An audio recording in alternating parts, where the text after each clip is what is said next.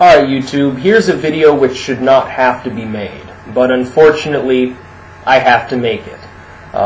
Because I like to think that generally people are reasonably well educated. That's probably a little bit naive. But I like to think that people have at least some sort of well-rounded education in this country. We're a first world nation, we should be capable of educating people so that they know their rights. If you go on the comments section to any of the recent news articles talking about the Boston Marathon bomber, you wouldn't understand that that was the case. I can imagine for somebody outside of the country, it must be mind-boggling. If they've ever read the text of the Constitution, of course the Constitution and constitutional law tend to draw a lot of immigrants to this country because they're looking for something a little bit less tyrannical than what they've got at home. They must be mind-boggled that Native American citizens here, that citizens within the United States seem not to care or understand about their own Constitution, about the Bill of Rights, about any of these laws and regulations that keep the government in check. People don't seem to understand. Now I'm hoping, based on the comments that I'm reading on these news stories, it seems like people believe that it's a good idea for the government to be able to, and there are people suggesting this. This is the scary part. It's not just waiting in the wings. This is something people are actively suggesting, that the government should take away this individual's citizenship, that they should revoke his citizen status. I hate to break it to people, but that doesn't make sense. If the government has the right to declare anyone that happens to commit an act of terror and label them a non-citizen so they can hold them in Gitmo forever, that's a problem. On the first level, because he hasn't been tried yet. He hasn't even been charged with anything yet. They're saying, well, he's a terrorist. Well, where's the evidence? Send him to court. The Constitution clearly states that citizens within the United States go through the court system. They don't go through military tribunals. It's one thing if you have 1 million armed citizens suddenly rise up in rebellion and start bombing things in an active warfare scenario. This is this is not warfare. He is not an enemy combatant.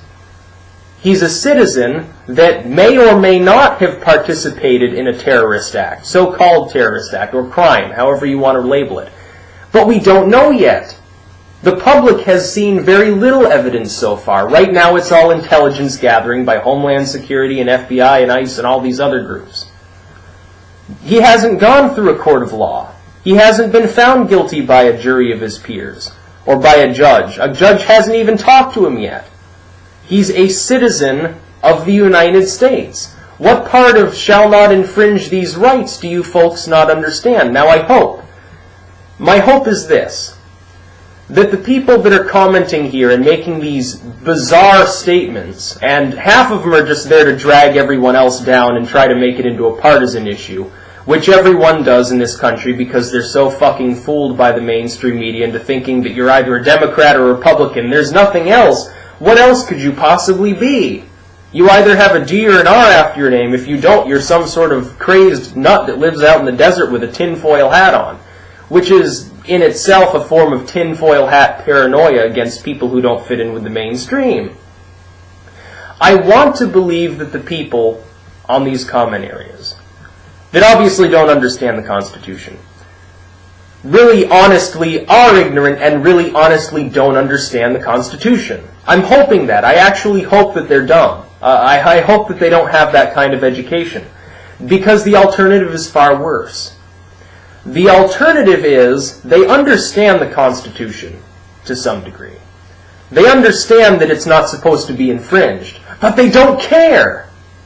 They're so afraid of them terrorists out there in, the Badlands or the desert. They're so afraid at this point of these people that they're actually willing to give up their constitutional liberty. Now, pro tip to everyone out there, the Constitution does not give you rights. The Constitution enumerates rights that are natural law. That is, you are gifted, and the founders would say by their creator, you're gifted by nature or your creator or just your own cognizant state these certain rights that are inalienable. They should not be infringed upon. The caveat to that is this. Power tends to corrupt, government tends to grow over time. Read Plato, governments go through cycles. They get larger, they collapse, they get larger again. It's a cycle, it's endless. You can't stop it. Except if you regulate it from below. Otherwise you have authoritarianism that descends into anarchy, and over you have these rebellions just constantly that rip the land apart. People don't seem to understand that they are meant to defend the Constitution. That is, the Constitution itself is a piece of paper. It means nothing unless you give it meaning, unless you defend it. When I see people saying, well, these Republicans are trying to take away our rights, and then I see people saying the Democrats are trying to take away our rights, I sit back and I laugh at these people because they're making it into a partisan issue because they've been fooled by the media, which, by the way, is all government-friendly. You won't find a mainstream media outlet in the country that isn't friendly to one or the other side of the government, and both of them are run by statists. They want bigger government. George Bush expanded the government. He was supposedly conservative. Obama has expanded the government. People have to defend the Constitution for it to have any meaning whatsoever. When I see people going onto these areas and expressing the view that the government should grab up more power and that Miranda rights aren't necessary, well, there's one law gone out the window. Your right to a speedy, fair public trial by jury, well, that's out. What about free speech? Well, we don't really need free speech if we're not allowed to criticize the government, so we'll throw that out. We don't need our guns because they're for Neanderthals. Let's see, let's read through the amendments here. Let's see what they say. Let's really try to figure this out. And for those of you who haven't read the Constitution, you can read along with me. I'll put a link in the description. Amendment number 1. Congress shall make no law respecting an establishment of religion, or prohibiting the free exercise thereof, or abridging the freedom of speech, or of the press, or of the right of the people peaceably to assemble and to petition the government for redress of grievances. I could point out dozens of ways in which they've already infringed upon this amendment. You have to file forms, pay a fee, and get registered in some places in order to actually peaceably assemble to petition the government. You try holding a little rally on the corner in some areas of the country, you'll get beat by the police.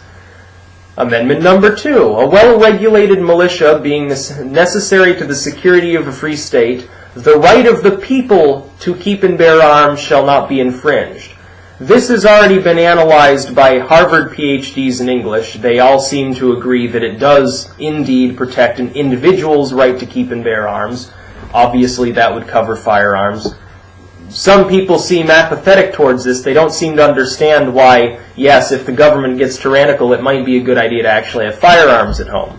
Not saying that the government is at that level. Of course, when you defend the Constitution, the first way is listed right in the First Amendment. Petition the government. Circulate a petition. Hold a rally. Raise money.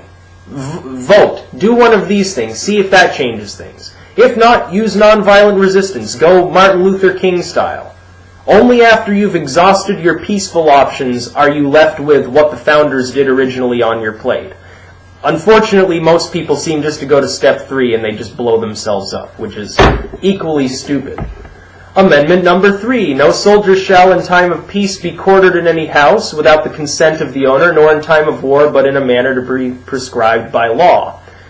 Thankfully, we haven't started to violate this one yet, but I envision 10, 20 years in the future, you might have a soldier sitting on your sofa at some point and you'll be feeding him donuts.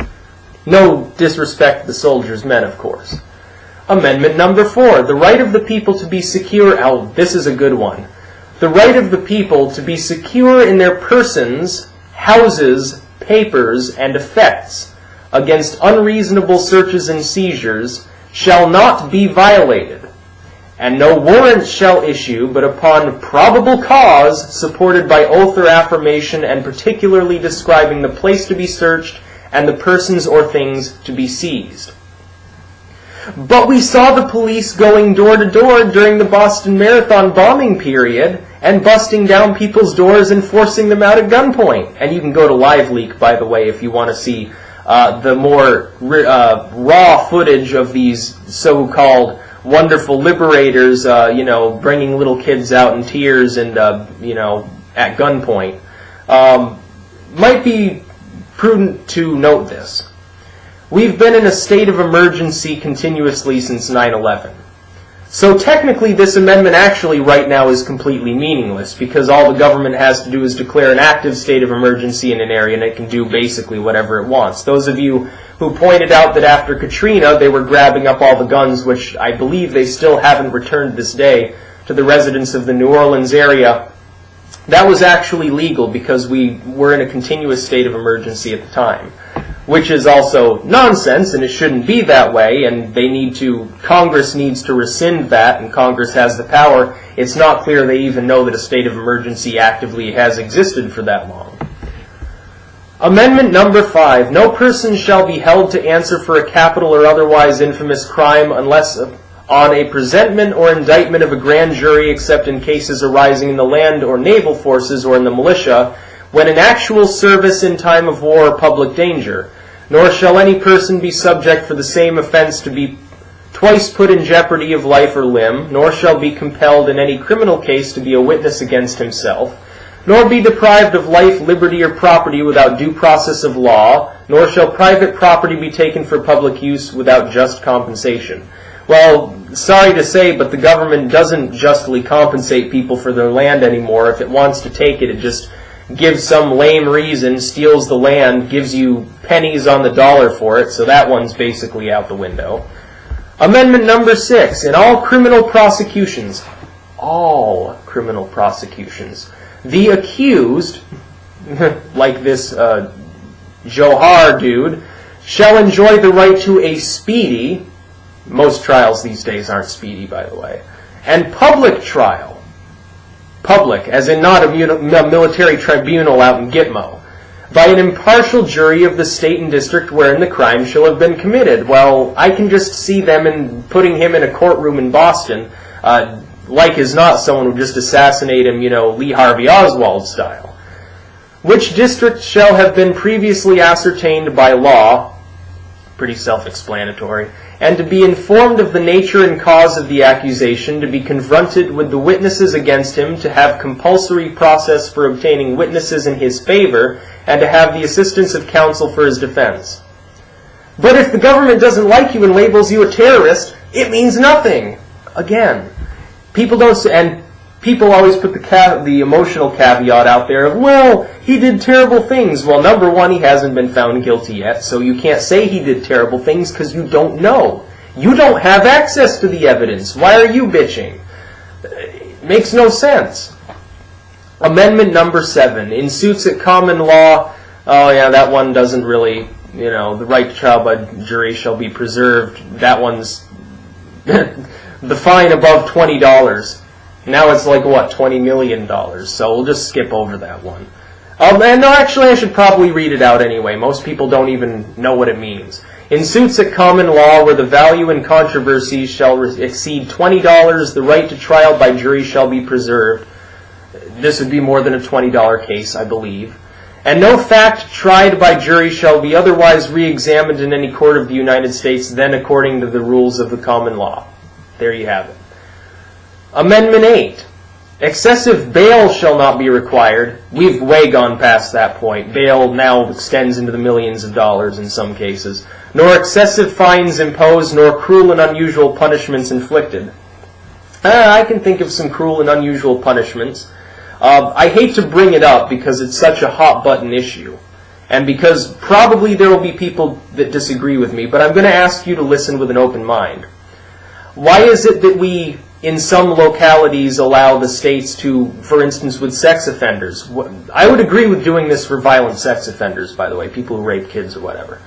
But for non-violent sex offenders, someone's 20 and has sex with a 16-year-old, but that state has an age of consent of 17, even though it might be 16 in other states, and they hang a big sign up in their front yard saying they're a sex offender. I like to believe that if one of these ephebophiliac individuals were to actually take the state to court, they could probably win the case. It makes sense to have a sex offender registry, but it doesn't really make sense to essentially cripple their rehabilitation efforts by advertising to the world what they've done. Regardless of how heinous the crime, of course, that would fall under a cruel and unusual punishment. Of course, we don't let people use the guillotine anymore. They still shoot people in some states if you request it. They still use the electric chair. They still use the gas chamber. No, those aren't cruel punishments. I would argue, and this may be in the minority, that capital punishment itself is a cruel punishment. Amendment number 9. The enumeration in the Constitution of certain rights shall not be construed to deny or disparage others retained by the people. That means that just because these ones are specifically listed in the Constitution does not mean you don't also have other rights. It's not saying that the government can intrude upon your life any way it wants except for in these areas. It's saying this is the base of how free you should be. Amendment number 10. The powers not delegated to the United States by the Constitution, nor prohibited by it to the states, are reserved to the states respectively or to the people. Where's the federal government's right to do all of these things that it does? Where's the right? Why does it have the right to punish victimless crimes? Why does it have the right to put you in jail for 20 years for having an ounce of marijuana? Why does it have the right to kill you off?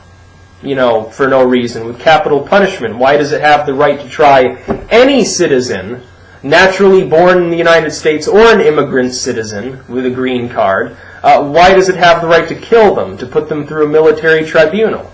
It makes no sense whatsoever.